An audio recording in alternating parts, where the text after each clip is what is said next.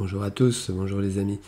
Alors après cette escapade en Camargue et à Marseille, retour sur le plancher des vaches, et plus précisément dans le potager, où on va faire la récolte des patates. Alors la pomme de terre que j'ai fait, c'est la Sephora, c'est une variété mi-hâtive, ça fait 2 ans que je la fais. Alors j'avais récupéré dans le commerce, et puis cette année c'était la semence que j'avais mis de côté. Je vous avais montré ça en janvier.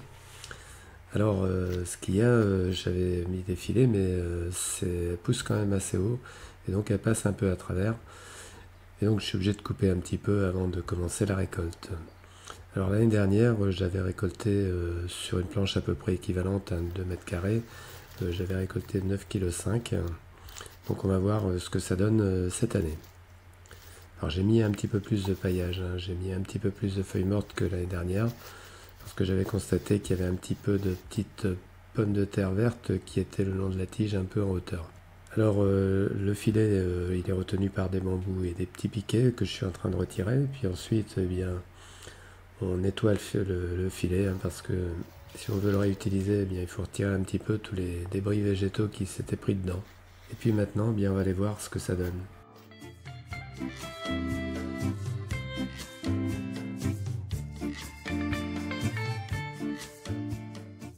Bon, je pense qu'il y avait suffisamment de paillage cette année, hein, parce que ça, on voit pas de pommes de terre en surface, et ça m'a l'air bien. Alors j'aurais pu encore attendre un peu avant de récolter, parce qu'on dit 110 jours, hein, pour ce type de variété, et là je suis à 100 jours. Mais bon, je veux récupérer la place, et je pense qu'elles sont quand même bien avancées. Bon, c'est toujours aussi agréable, hein, de récolter les pommes de terre comme ça sous paillage, parce qu'il n'y a pas à prendre une bêche ou quoi que ce soit. Là j'ai un petit râteau, mais même avec les mains, ça suffit pour retirer les feuilles mortes et pour cueillir presque les pommes de terre. Alors l'année dernière, je vous avais fait une vidéo sur le même sujet, et je l'avais fait du début jusqu'à la fin, c'est-à-dire la manière dont je plantais les plants de pommes de terre sous les feuilles mortes. Donc là, je ne le refais pas, hein, je me contente de la récolte, mais je mettrai quand même le descriptif, le lien de cette vidéo dans le descriptif de la vidéo. Alors, ce sont plutôt des beaux calibres, hein. C'est des pommes de terre assez grosses, là. Bon, c'est une variété, la Sephora, qui est une variété un peu tous usages, et qui fait quand même des tubercules en général assez réguliers, assez gros. Alors, je les avais récupérés dans le commerce, hein, et puis cette année, j'ai juste gardé quelques petites pommes de terre pour faire mes plants. Bon, c'est un peu humide, mais pas trop. Il y a pas mal de choses décomposées déjà, hein. Donc les feuilles mortes, on voit qu'il y a un petit peu de vie aussi tout autour, il y a des vers de terre. Et finalement, il y a des pieds qui sont quand même bien garnis. Alors c'est assez... ça pousse pas en hauteur comme j'avais pu le remarquer l'année dernière, ça pousse vraiment au ras du sol, là. On voit donc on voit aussi qu'il y a un petit peu de champignons, hein, sur les morceaux de bois. Et puis les racines, alors ce qui est marrant, c'est que les racines, elles vont explorer le sol, hein. Si les pommes de terre, elles sont directement sur le sol, les racines, elles vont beaucoup plus loin.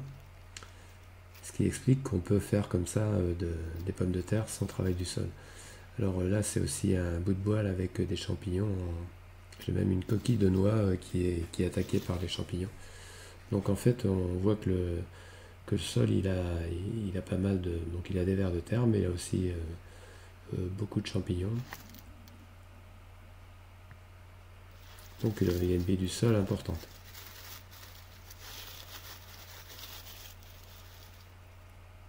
Alors c'est assez régulier, ça fait quand même des beaux pieds, hein.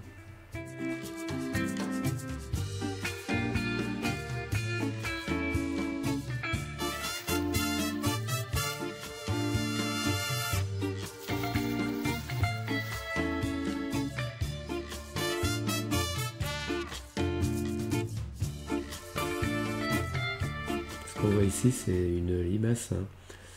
Alors bon, franchement les pommes de terre là, elles n'ont pas été trop dérangées par les limaces. Et je pense qu'elles ont fait un petit travail là dans les feuilles mortes, hein. Donc j'ai pas à cœur de la détruire celle-là, finalement je la laisse tranquille, hein. Elle a encore du boulot sans doute. Donc je vais essayer de vous montrer là un petit peu pour les racines comment. Donc ça tient bien quand même, hein, les racines elles sont dans le sol. Et les pommes de terre elles sont au-dessus du sol. Donc finalement pour moi, avec ces 2 années là où j'ai une réussite correcte, hein, même très bonne là cette année, j'ai pas de raison de remettre en cause l'itinéraire que je suis là pour la culture de pommes de terre sans travail du sol. Ah bon, je mets des feuilles mortes, j'avais mis du foin aussi un peu l'année dernière. Alors j'ai pas mal de feuilles mortes en stock, ce qui me permet de mettre comme ça des grosses épaisseurs. Après je protège parce que la première année où j'avais fait ça, les oiseaux m'avaient fait vraiment des dégâts. En fait ils étaient venus gratter et du coup les pommes de terre étaient à l'air. Donc je suis obligé de protéger. Et puis après il n'y a plus rien à faire, donc il y a juste à récolter. Et il faut reconnaître quand même que la récolte c'est bien agréable quand on n'a pas à remuer la terre.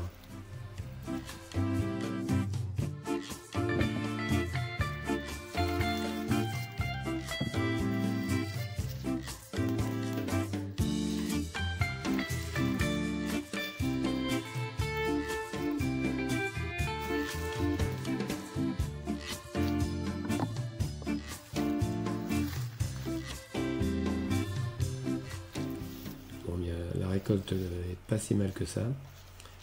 Je suis curieux de voir à peu près le poids que je vais avoir. Je pense que j'ai à peu près la même chose que l'année dernière. Donc là, dans l'extrémité de la planche, c'est un peu plus sec et j'ai un petit peu moins. Enfin, elles sont un petit peu moins grosses. Mais bon, dans l'ensemble, c'est quand même vraiment très bien. Moi aussi, qu'il y a des petits bouts de bois. Enfin, je sais pas si c'est pas un bout de bois, c'est peut-être un bout de trognon de chou, quelque chose comme ça. Donc là, c'est quand même beaucoup plus sec là. Alors j'avais un peu d'arrosage, mais peut-être que là les écouteurs étaient fermés, c'est bien possible.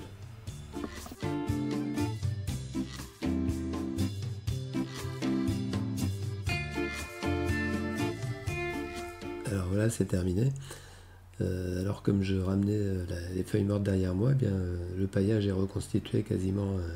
On a l'impression que la planche est toujours paillée, alors que j'ai fini la récolte. Et puis à côté, eh bien, on voit les haricots là qui commencent à arriver. Enfin, bientôt ils vont être bons à prendre dans quelques jours. Et j'aurais eu un petit peu de mal à les cueillir avec les filets à côté. Donc là, ça va être plus simple, hein, pour cueillir donc les haricots. Et puis le paillage, eh bien, on va réutiliser ça peut-être sur les céleris et les betteraves, hein. Donc je vais retirer également le filet d'ailleurs. Maintenant, ils n'ont plus vraiment besoin. Puis on va couper un petit peu ce qu'il y a dans le bas là. Parce qu'il y a, bon là il y a un pied de bourrage, j'en ai un peu partout. Puis j'ai aussi de l'herbe, hein, qui a poussé là où j'avais le passe-pied en fait, hein, un petit peu à côté. Donc là je vais passer, je vais couper, je vais laisser sur place, hein.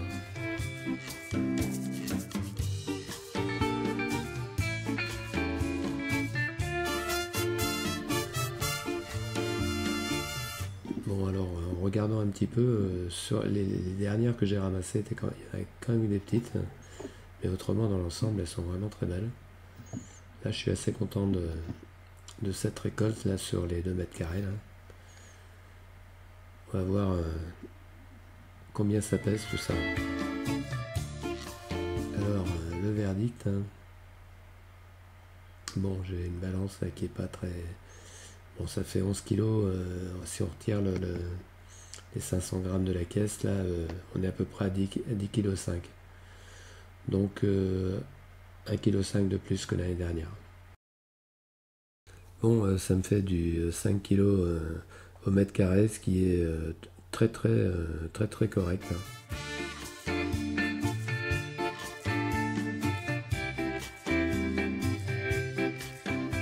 Alors la suite sur cette planche, c'est mes choux et puis peut-être les tubes pain de sucre, les chicorées pain de sucre.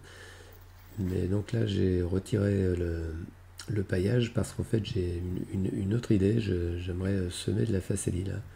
De façon à avoir un petit couvert temporaire et puis je repiquerai mes choux dans la facélie. Alors j'ai retiré l'essentiel du paillage. Bon, j'aurais pu le laisser hein, puis me contenter de repiquer mes choux après. Alors bon, souvent j'ai des petits problèmes parce que les choux se font bien attaquer par les limaces. Et l'idée de faire de la facélie, c'est qu'elle va lever à peu près, peut-être un petit peu avant que je replante mes choux. Et donc c'est un petit peu pour faire diversion aussi. Alors là, vous avez vu le semis le plus rapide. Hein. Ouais, c'est parti tout seul quand on filme en même temps. Bon, après on essaie de rattraper le coup comme on peut. Alors il m'en restait pas mal de graines de facélie, donc c'est l'occasion de tester ça. Hein. Et c'est très simple, hein, c'est un semis à la volée, c'est le cas de le dire. Bon, j'ai réétalé un petit peu quand même. Et puis on va remettre un petit peu de paillage par-dessus.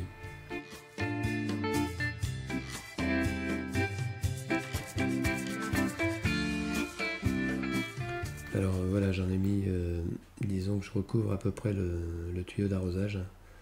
Donc pas une très grosse épaisseur, mais suffisamment quand même pour permettre à la facélie de germer plus facilement. Et puis là-dessus, alors je vais mettre quand même quelque chose, parce que si je laisse ça comme ça, les oiseaux ils vont venir tout de suite faire le barouf. Hein. Donc plutôt que de mettre un filet là qui me gênerait pour la cueillette des haricots, je vais remettre des grilles que j'utilise de temps en temps. Et puis comme ça après on pourra accéder plus facilement aux haricots grimpants. Alors voilà, après l'installation de grilles, hein, bon, j'en ai mis deux là. Bon, elles sont de la bonne largeur, hein, tout à fait pour la planche là. À peu près 80 cm. Hein, et bon, par contre, je suis obligé d'en mettre deux là pour couvrir la longueur. Et puis là, quand même, c'est un petit peu dangereux pour les pieds. Donc là, je vais mettre quelque chose là pour la maintenir au sol un peu plus. Donc voilà, maintenant le semis de facélie est terminé. Bon, la facélie, c'est pas grave si au début elle pousse un petit peu à travers la grille. Et puis on verra quand je repiquerai les choux ce que je fais. De toute façon, je retirerai les grilles, mais si je mets un filet ou pas, on verra. Et en tout cas, là, pour la cueillette des haricots, bon, pas de problème, même si je déborde un petit peu, si je marche sur la grille, c'est pas vraiment un souci.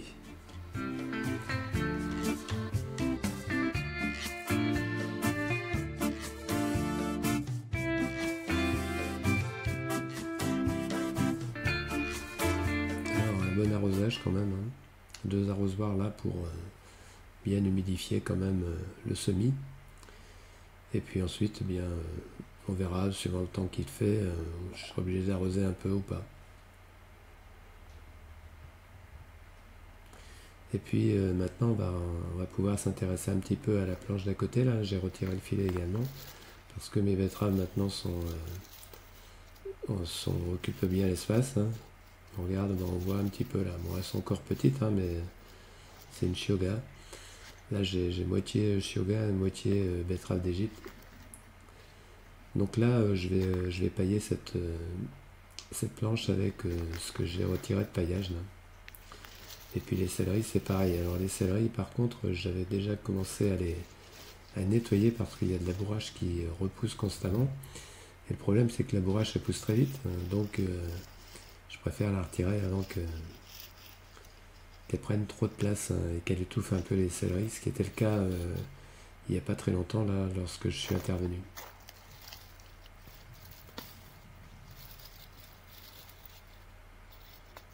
Donc j'en avais mis dans ce petit coin à côté là, il y a toujours des bourraches là, et ça se ressème mais c'est vraiment très... C'est une plante qui pousse vite. Hein. Après c'est pas forcément un problème hein, parce que ça fait de la matière organique hein, après, voilà. Ça va enrichir le paillage. Bon les betteraves d'Égypte c'est pareil, elles sont à peu près de la même taille que les Chioggia. Et on va leur remettre un petit peu de paillage là. Et après, bien, la journée sera terminée.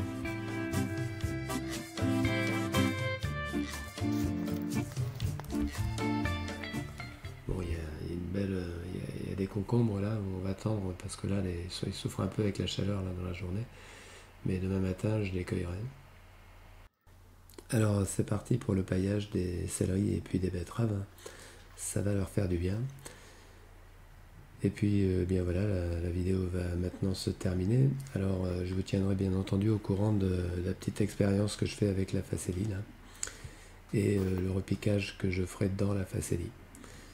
Alors, si ça lève, bien sûr, suivant le temps qu'on va avoir, mais j'espère que ça va lever. Voilà, donc cette vidéo est terminée. Je vous dis à la prochaine vidéo et puis portez-vous bien.